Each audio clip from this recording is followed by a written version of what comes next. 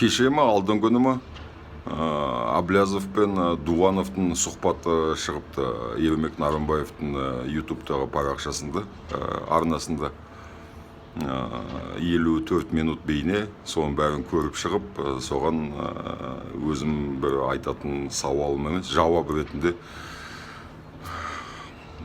осы бейнені түсіруге мәжбүр болдым. Сол жерде Аблязов Қосановқа жала жауып,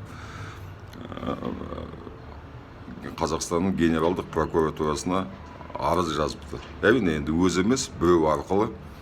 Бірақ өз Фейсбуктағы парақшасында бірінші ешкім оны құжатты білмей тұрып, хатты генерал прокурорға шағымды ешкім көрмей, Аблязов бірінші өзіне салады.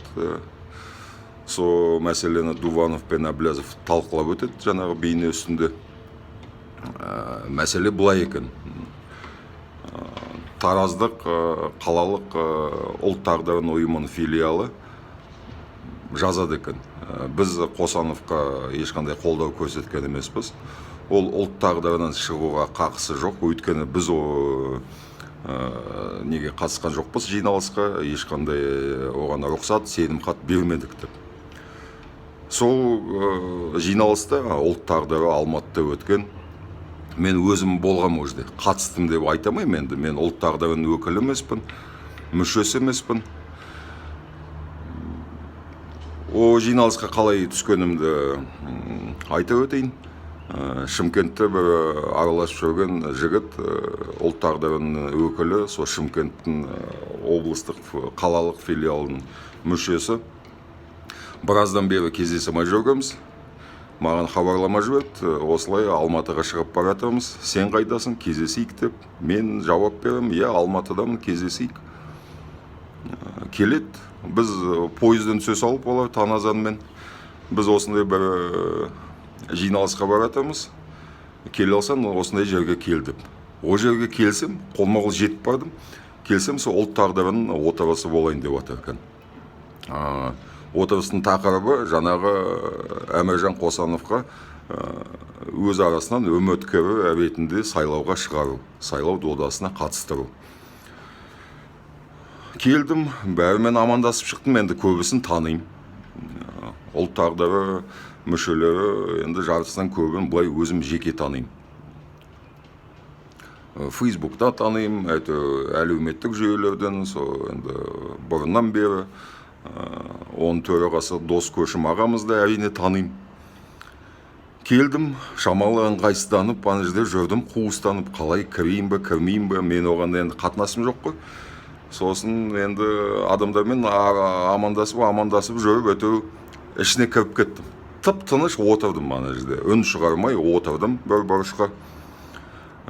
Жиналыс қалай өтті, оның бәрін мен оған өзім куәмін. Керек болса, оны ертең Қосановқа іс қозғап, ол сотқа жететін болса, мен куәгер болуға дайынмын.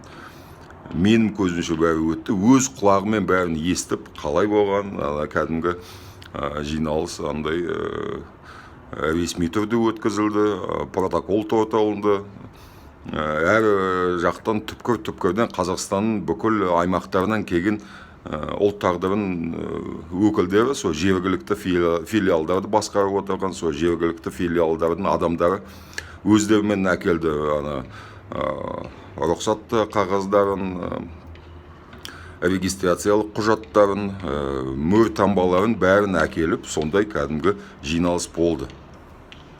Өзім көрдім, қалай ол болды. Енді бұлай бір жағынан айтқанда тарихи оқиға, оған мен қатыстым деп айта алып, үн шығармай отырсам да, әйтеу менің көзімше болды. Соған риза болып отырғам, кәдімгі көзім дымқылданып дегендей. Енді мына Аблязов айтып отыр, тараздық филиал оған дауыс бермепті, білмепті деп. Сол Аблязовтікі өтірік, жаңағы Таразы филиалдың айтқан, жала жапқан ген прокурорға жазған арызы ол өтірік. Өзім куәмін. Мен енді ондай аса танымал адам емеспін. Мені енді кім азар болса бір 300-400 бір мың адам білер Қазақстанда. Бірақ сол мені танитын мың адамға айтып отырмын. Мен куәмін. таза адал өтті ол жиналыс, ұлт тағдырының жиналысы. Ешқандай ол жерде бұрмалау болған жоқ, ешкімді үгіттеп бір-бірін насихаттап сен Қосановқа дауыс бер деп болған жоқ. Таза адал демократиялық қағидаға сүйенген отырыс, жиналыс болды. Әблязовқа бұл мәселеде сенуге болмайды. Енді екіншісі осыған қатынасы бар. Жаңағы тараздық филиалдың өкілдері жазып жатса, Әблязовқа жазыпты, генпрокурорға жіберіпті. Біз о жиналысқа қатысқан жоқпыз, біз өз дауысымызды Қосановқа берген жоқпыз деп жатса, олар мына саяси науқаны басталғаны қанша? Жаңағы Қосановты ұлт тағдыры үміткер ретінде өз арасынан шығарып тағайындағанына 1 ай болды. Одан асып кетпесе. Амна түскен шағымы осы 2-3 күн болды Әблязов шығарған. Оның алдында жоқтығын. Сонда мына тараздың жаңағы ұлт тағдырын өкілдер, ондай енді расында да болса, ондай адамдар болса, литургиялық түсті жүр ме? 1 ай қайда болған? Неге сол кезде шу шығармай кетті? 1 ай күтіп, енді пайда болып, сайлау күні 9 маусым таянғанда шығады екен. Қызық.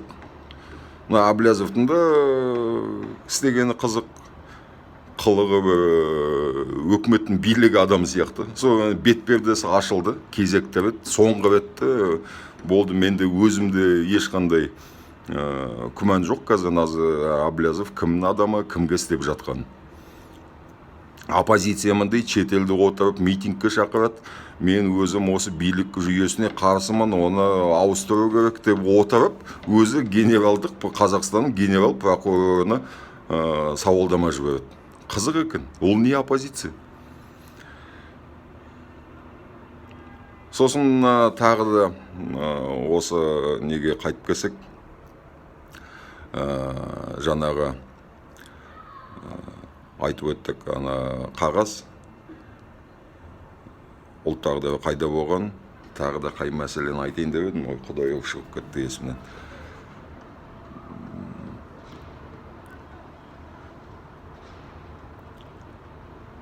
Не болып еді тағы да? Айтпақ, жаңағы Дуванов пен Әблязовтың сұхбаты.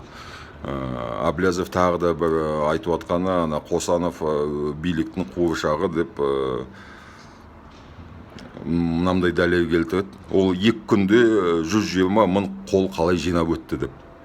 Оған да мен және куәмін, және қатысқанмын осы қол жинауға Алматыда. Өзіміз жүріп, мен жалғыз емес, қасымдаған әріптестерім болып, 2 күн далада жүріп, жан жақта тұрып, көшеде палатка тігіп, дауыс жинағым. Сонда менің көзімше адамдар келіп, кәдімгі су ағыны сияқты келіп, қаншама қол қойып кеткен. Мен өзім тұрған жерге 1-2 сағаттың ішінде 300 адам келіп қол қойып кеткен. Алматыдағы біз жоспарымызды 3-4 күн жинаймыз деген қолымызды Алматыға енді берді ғой, орталық саяси комиссиясы жан жаққа бөліп берген. Осы жерден осыншама қол керек деп, Алматыдан осыншама. Сол Алматыға берілген квотаны біз 4-5 күн жинаймыз деп жүріп, 1 күнде жинап тастадық қой. Бүкіл жерде солай да болды. Павлодарда солай болды, Шымкентте солай болды, Қызылордада солай болды, Батыс Қазақстанда солай болды. Ешқандай оған басқа билік, әкімшілік, бюджетте отырған мектеп мекемелер Қосановқа қол жинаған жоқ. Кәдімгі өзіміз шығып қол жинап алдық. Керек болса, мен сонда көзім жетті, Қосановқа 1 миллион қол жина десе, жинап алатын едік. Әрине 1 күнде емес, мысалы бір ұзақ мерзім берсе 10 күн жинайтын едік. Өйткені Қосановтың қолдауы расында да көп. Сондықтан кешегі Дуванов пен Әблязовтың сұхбатын көріп, таң қалдым. Әблязов деген оны қалай, оның серіктестері қалай оны көрмей отыр, кім екен, қандай екен, өтірік жазып, өтірік айтып, біздің үміткеріміз, халықтың үміткері Қосановқа қарсы шығып, үйтіп Әблязов Тоқаевқа қарсы шығып отқан жоқ. Қосановпен ұстасып алған. Сол жаңағы енді осы ашық бейнем, ашық хат ретінде қабыл етіңіз. Мен керек болса сот алдында куәгер болуға дайынмын. мына ұлт тағдыры жаңағы бүкіл филиалдар қатысқан, шын адал өткен, ешқандай ол жерде бұрмалау болған жоқ деп, тараз өкілдері болған, олар бәрі-бәрін таниды жаңағы филиалды, ондай әңгіме ол жерде көтерілген жоқ, біреудің лауазымы жоғалған деп, бәрі заңды түрде өтті, айтайын дегенім сол.